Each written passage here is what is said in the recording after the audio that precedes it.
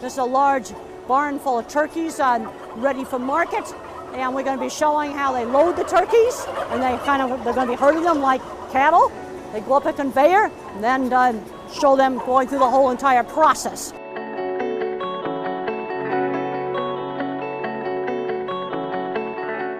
I am really pleased that we've got this opportunity today to see this barn full of turkeys, and we're going to watch them being loaded onto the trucks tonight and going on through the processing plant. And it's just not possible to bring tour groups for all of these places because of disease requirements. I have to wear these clothes, and then I had to be away from all birds for over a week before I was allowed to come here, because you got to be really careful not to bring in diseases. These are typical large sheds where turkeys are raised for up to 19, 21 weeks. Today we're going to be loading out from one of these barns. A question that came up was, are the turkeys in the buildings afraid of people? Well, if people regularly walk through the barn and get the turkeys used to people walking through them, they'll come up to you. I mean, I had males displaying to me and showing off to me. Birds that are afraid don't do that.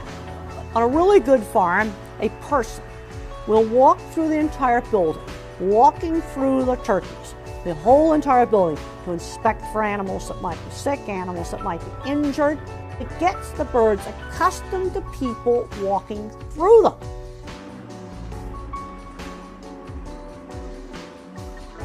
These sheds have curtains on the sides so they can be opened up in summertime to keep the building cool, close them up in the wintertime. Those are the waterers. And when the birds are loaded out, the waterers are left on. It's always important, always have access to water. You can see right here we have a lot of space. They have not started to load out yet. This is a normal stocking. You get into a building that's overstocked, you wouldn't have this amount of space in market-ready birds. They're getting the truck backed up now, and they've got some wood panels set up in kind of a funnel, and then the truck loaders will come in and move small groups of turkeys, similar to moving cattle, up in small groups, and they jump on the conveyor, ride up into the conveyor into the truck. What they're doing here is bringing up groups of turkeys, and there's a conveyor in there, and the turkeys ride up the conveyor into the truck. As the birds ride up this conveyor, they remain upright. They will stand on the conveyor as they go up and be loaded into compartments. This whole entire conveyor can be raised up and down to load the different level compartments on the truck. One of the advantages of using a machine like this is it doesn't get tired. People get tired, and these birds are really, really heavy.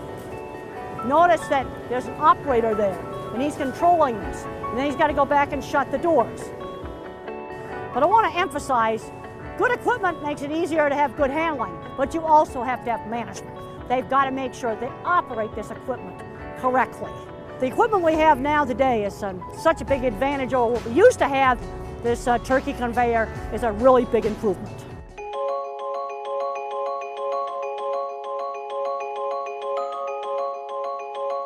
This is a truck arriving at the plant after loading at the farm, and a plant employee is going to inspect the load of turkeys to make sure they were loaded correctly, make sure they didn't have trapped wings or other obvious problems. The next step is to weigh the truck with all the birds in it. And then after the birds are unloaded at the plant, the empty truck is weighed so they can get accurate weights.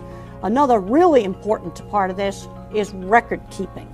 And the plant employee here at the computer is entering the name of the farm, name of the loading crew, time that the load arrived. This is all really important information for tracking down problems.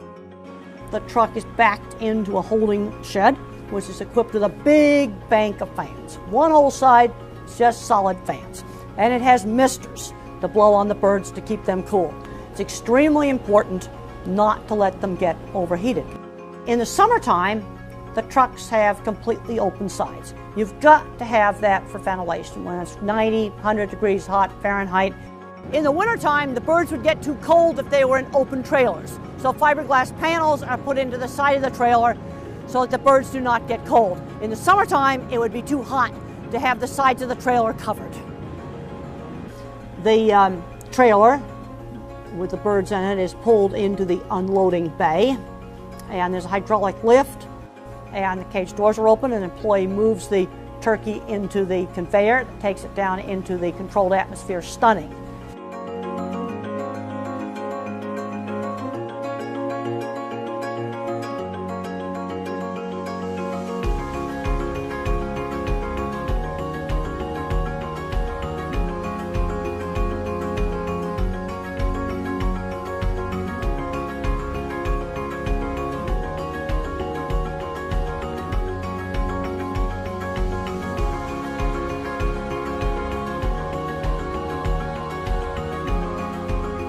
This window you can see in here, watch the birds as they get anesthetized. One thing that's very important with poultry is you have to have a slow, gradual rise of the CO2. In the pig plant, you very quickly put them into 90%. You can increase the CO2 levels faster than you can for chickens, but not as fast as pigs. And you have to get that just right to avoid flapping and escape movements trying to get out of the chamber.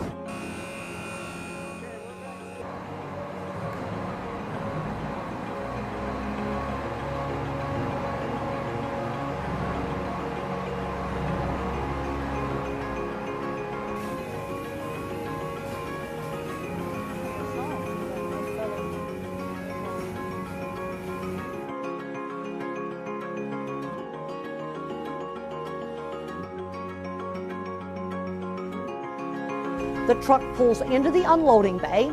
The employees are on hydraulic platforms that go up and down. They open up the cages and they pull the birds out and hang them live on the shackles. And they go through what's called a water bath stunner, where their head is immersed in the water and there's an electric current passed from their head through the shackle, and that will make the bird insensible, electric stunning.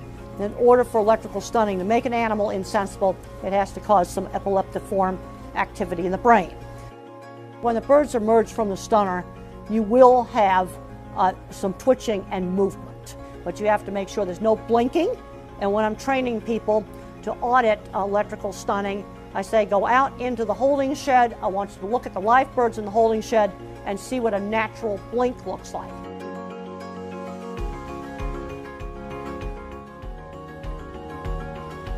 This shows the anesthetized turkeys emerging from the controlled atmosphere stunner, and then the employees will place these birds on the shackles. You can see the heads are very limp, they're coming out completely limp. Now, if a turkey was actually fully conscious, he would put his head up like this. That's the position they would be in if they're fully conscious. If the turkey's got a long neck, it will curl up like this. The next step is birds go through an automated bleeding machine. Any bird that missed the automatic cutter would be cut by the backup man, because it's absolutely essential that all birds are cut before they go into the scalder, because we absolutely have to make sure that live birds never go into the scalder. The birds are now emerging from the scalder, have had their feathers softened up by the scalder, and then the next step is to go into the picking machine, which has a whole lot of rubber fingers that rotate that take off the feathers. There are a few little bits and pieces of feathers still attached, and employees on the line will remove those. And then the next step is to put them on a different type of shackle that just holds them by the drumsticks because the feet have been removed. And then they go further on down the process where the insides are taken out. The first step in making sure that carcasses stay clean is a hose is used to evacuate feces. It's very important to avoid fecal contamination on the carcass. And then as the turkeys move down the line, the innards are removed in varying steps. And it's really important during these steps to not rupture and break the innards, because again, that would contaminate the carcass. Many of these processes are done by hand in turkeys. This would be very similar to pork processing plant. In chickens, a lot of these processes are highly, highly automated, but in turkeys they're bigger, the lines are slower, so these step-by-step process of carefully removing the innards is done by hand. At this point, there is a USDA inspection station where the innards of the bird are inspected. In all types of meat processing, you don't want to waste anything. So all different parts of the animal get different uses. At this point, they're cleaning out any remnants that might be left after the innards have been completely removed. There's an employee that does checks for carcass defects. This is a really important part of the plant's quality assurance program. Also, it's part of continuous improvement. These sorts of inspections are really important for ensuring quality product. This shows turkeys going into a chiller tank to get chilled. And this particular plant uses water bath chilling. The turkeys are chilled for 5 hours. The birds are emerging from the chiller, going to have to be rehung back up on shackles so they can go into the deboning line and be taken apart.